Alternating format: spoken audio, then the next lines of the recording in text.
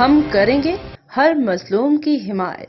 السلام علیکم، میں ہوں حرین فاطمہ اور آپ دیکھ رہے ہیں حمایتی نیوز HD چینل۔ نظر ڈالتے ہیں آج کی اہم خبروں پر۔ ضلع ملیر تھانہ سکھن پولیس کا اسٹریٹ کرمنل سے مقابلہ۔ SHO سکھن معراج انور نے داخلی اور خارجی راستوں پر سخت نگرانی کرنے کے لیے بااعتماد و قابل آفیسر ASI محمد علی گوپانگ کو اہم ٹاسک دے کر علاقہ سکھن سے جرائم کے خاتمے کے لیے مقرر۔ سکھن پولیس کا دوران گشت ASI محمد علی گوپانگ پولیس پارٹی کا اسٹریٹ کرمنل سے آمنا سامنا ہوا۔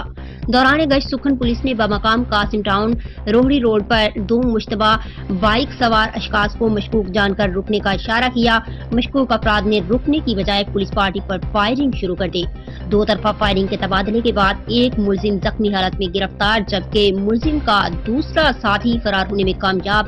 زخمی ملزم کی شناخت بلال ولد عطا خان کے نام سے ہوئی ہے اور قبضہ سے 9mm پستول لوڈ میگزین برآمد کر لیا۔ زخمی ملزم بلال متعدد اسٹریٹ کرائم کی وارداتوں میں مطلوب تھا۔ زخمی ملزم بلال کا پرانا کرمنلز ریکارڈ تھانہ قائد آباد کے سامنے آیا ہے۔ ملزم بلال پہلے بھی تھانہ قائد آباد پولیس کے مقابلے میں زخمی ہو چکا ہے۔ زخمی ملزم بلال جیل سے آنے کے بعد دوبارہ علاقے میں وارداتیں کرتا تھا۔ ملزم بلال پر تھانہ قائد آباد میں درج پہلے کے مقدمات 661/23، 662/23، 659/23، 669/23۔ زخمی ملزم کو طبی امداد کے لیے جناح ہسپتال روانہ کر دیا گیا ہے۔ حاکم علی دل کی رپورٹ۔